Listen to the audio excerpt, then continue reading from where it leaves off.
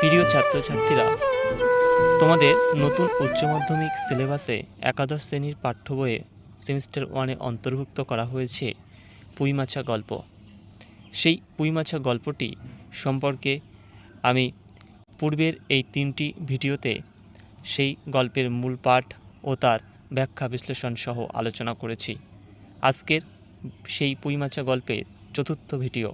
এই ভিডিওতে আলোচনা করব পুঁইমাছা গল্প থেকে নেওয়া প্রায় 100-র অধিক প্রশ্ন উত্তর। সেই প্রশ্নোত্তরের মধ্যে আজকের মোট 50টি প্রশ্নোত্তর নিয়ে আলোচনা করব। 1. পুঁইমাছা গল্পটি কবে, প্রথম কত সালে প্রকাশিত হয়?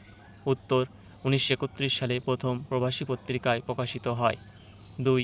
পুঁইমাছা গল্পটির উৎস লেখ। উত্তর: মেঘ মল্লার, 1931। 3. পুঁইমাছা গল্পের লেখক কে? উত্তর: বিভূতিভূষণ বন্দ্যোপাধ্যায়। 4.